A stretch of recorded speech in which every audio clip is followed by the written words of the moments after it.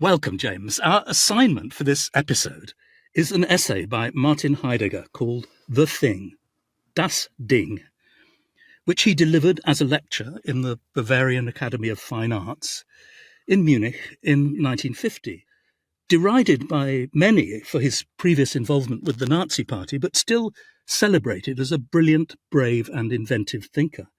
And I myself have spent months and months working backwards and forwards through his 1927 masterpiece, Being and Time, with a pencil and marking every paragraph and numbering things. And I'd say that it's perhaps the greatest and most consequential intellectual adventure of my life. But there are others who dismiss him as an enemy of rationality, science, and enlightenment, a peddler of self-indulgent gobbledygook, and indeed a danger to Western civilization. This lecture, this essay from 1950 called The Thing, could be taken as evidence for the prosecution. 5,000 words or so in his ripe, late style. Overripe, some might say. He's making heavy weather of what it means to call a thing, specifically what it is for a jug to be a jug. And he rhapsodizes about how the jug is made to be filled with wine, which will then be poured in an act of loving hospitality or even as a sacrament, a libation, involving some primordial strife between earth and sky and mortals and immortals. And you might think, oh, too much. Give us a break. From its opening sentence, which says, all distances in time and space are shrinking, and then it refers to the destructiveness of A-bombs and H-bombs, to the final exhortation where he says, stay on the path and learn the craft of thinking. It's perhaps all a bit excessive, and certainly it's easy to make fun of. But I myself think that it's marvellous, and I now will turn to James in some trepidation to ask, how did it fare with you, James? Jonathan, the trepidation should not be yours, but mine, surely. I will consistently play foil to your philosophical adventuring, since I come without philosophical expertise. As an undergraduate, I think I did read some Heidegger on poetry, and because this was the mid to late 1980s and deconstruction was the rage, I certainly had access to Heidegger via Derrida, though that often meant precisely not reading Heidegger because you were reading Derrida on Heidegger. But I had not read this marvelous essay, The Thing. So I'm a sort of interesting test case. What's it like when someone just strolls up to this extraordinary essay with, as you say, that produces remarkable sentences? I guess the most famous would be the thing, things, later on in the essay. But I think my favorite might actually be this. It's almost Dada. It's brilliant. Listen to this. The jug character consists in the poured gift of the pouring out. Fantastic. The jug character consists in the poured gift of the pouring out. But coming at it from a literary point of view, we'll get to the philosophical stuff in a minute. I was, of course, immediately interested in this idea of the thingness of the thing, and I come through it partly through many years of thinking about detail in literature. In a book I wrote, How Fiction Works, I talked about the thisness. I was using the Duns Scotus idea of thisness. I was talking about the thisness of detail, and I've always been fond of a great line from the Russian formalist Viktor Shklovsky, who talks about the function of art is to make the stone stony, which is quite a Heideggerian notion. And then the other thing, I'm just sort of gathering stuff together, but the other thing that was pinging in my mind a bit, and which it will be a joy to come to when we're discussing the Lighthouse, but it's the fact that in that very philosophical novel, probably the word most commonly used is some compound of thing, anything, something. Lily Briscoe thinks of her painting as her attempt at something. And indeed, towards the end of the novel, Woolf says of her painter, Lily Briscoe, that what she's trying to get hold of is that jar upon the nerves, the thing itself before it has been made anything. Which, yeah, you could almost sounds as if Woolf had been reading her Heidegger, the thing itself before it has been made anything. So I loved first of all the concentration on the jug and the thingness of the jug, the thisness of the jug. But it seems to me, to read it properly, and then within the larger context of Heidegger's thought, one actually is drawn away from this literary thinking about thisness, and making the stone stony, and maybe even one is taken away from Woolf's Lily Briscoe, which is to say, and you'll correct me if I'm wrong, it's not really that Heidegger's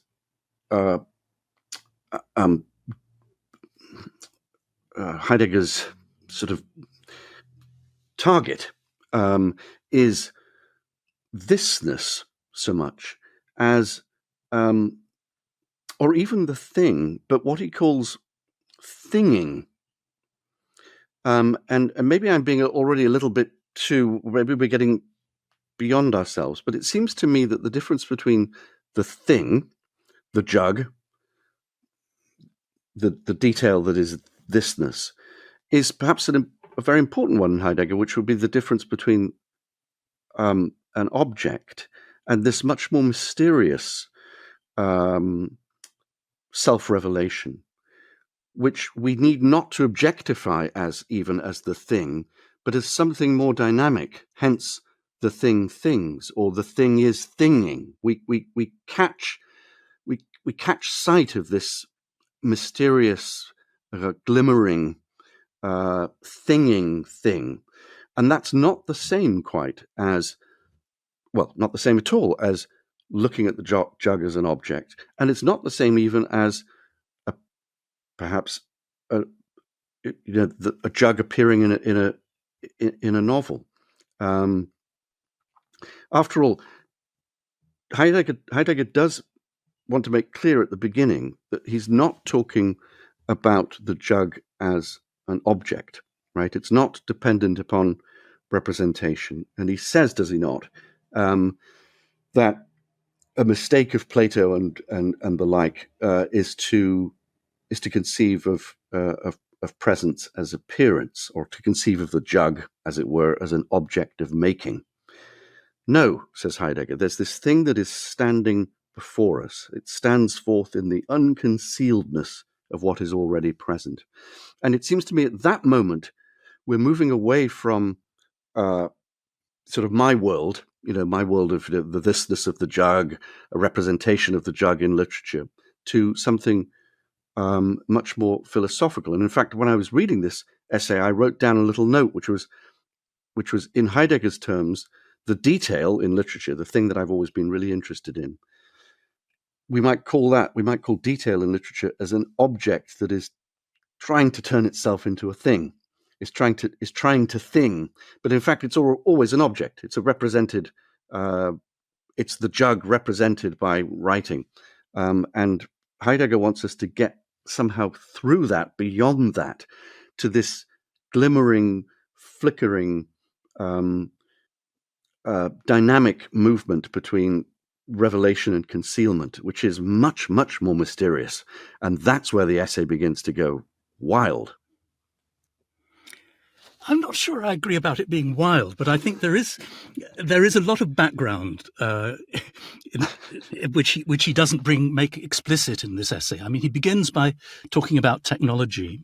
Right. The opening paragraphs are about technology, and there is in a way a huge theory of the history of the world, or at least the history of the Western world, right, where he thinks that over the last 2,000 years, through the development of the Greek language and the Latin language and of French and German, there's been a massive process of forgetting. But the process of forgetting has a positive side because it has produced natural science and technology. And natural science and technology could never have got off the launch pad unless they'd adopted an attitude towards the world which said, the world consists of objects. The world is infinite space, infinite time, objects which present themselves to me, the scientific subject. So, the subject-object distinction starts to dominate. It's very characteristic of Heidegger to say this. It doesn't just dominate in the texts of René Descartes and Immanuel Kant. It also filters through into the minds of the entire population. It corrupts the minds of the entire population. And they forget that this way of looking at the world as objects presented to our subjectivity is secondary to, and in a way parasitical on, a more primitive, people sometimes say more authentic, way of experiencing the world, a way of being in the world. And moreover, that the technological way of being in the world tends to force us to forget and suppress the pre-technological way of being in the world. And the purpose of his rather rhapsodic evocations in this essay, in this lecture, is to try and get his audience to notice that there is something going on in their minds that isn't captured by, if you like, the official version of the world, which is that it consists of spatio-temporal objects in infinite time and space, and that before it was that, it was things connected to us in intimate ways and having human meanings to us. So there's been a loss of human meaning, and the purpose of his rhetoric is to get people to understand something of what they've lost. Yes. In the 1980s that I was referring to reading Heidegger through deconstruction. Of course, deconstruction was very obsessed with this notion that it partly got through from Heidegger of the metaphysics of presence. That something that an absence is being objectified and made presence, and that is what we sort of need to cut through deconstructively. This is all a little bit abstract, and we can make it more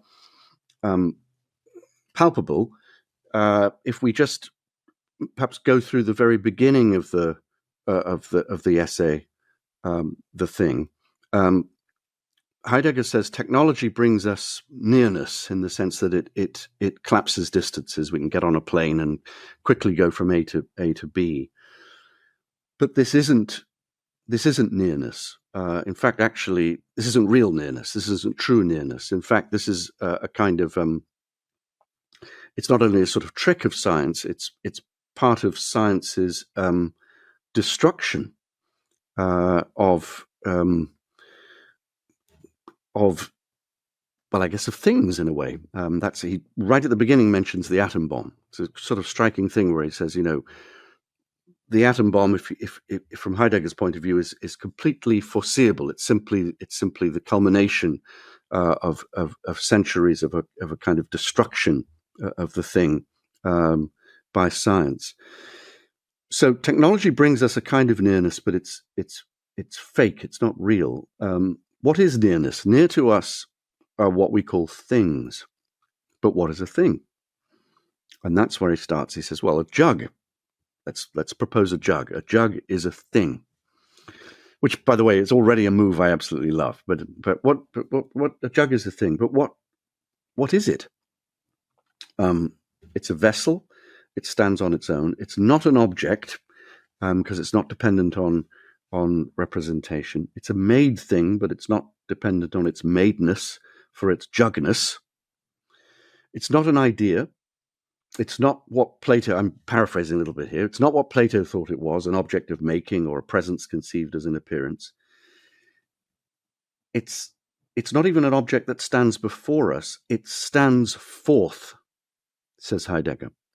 It comes from somewhere and it stands forth in the into the unconcealedness of what is already present.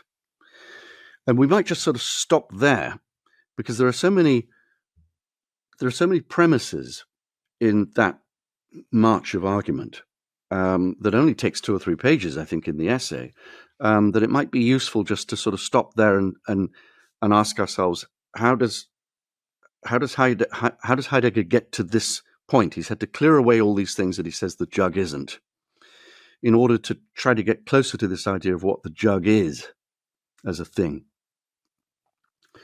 And then he goes on to say, again, I'm just paraphrasing so that we can get this material sort of out. Its thingness resides in its being as a vessel. So the jug holds things. But even there, Heidegger says, well, the jug holds things, but really what the jug holds is emptiness. The jug holds a void. In fact, he wonderfully says when the potter makes the jug, the potter shapes the void of the jug. Then there's a little strike against science again. He says science will tell us, no, the jug is full of atoms, the jug is full of air, oxygen, and so on, or the jug is made of atoms.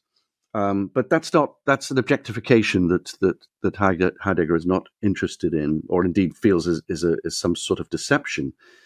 No, he's interested in what the jug gives. And he produces the formulation that to pour, the vessel's job is to pour. Only a vessel can pour something out. To pour from the jug is to give. The jug is a kind of gift. It gives. And then we get this extraordinary line that I quoted earlier. The jug's jug character consists in the poured gift of the pouring out. Thanks for listening to this extract from Close Readings. You can listen to the full episode and all our other Close Readings series by signing up to our Close Readings subscription. Go to lrb.me/audio or click on the link in the description.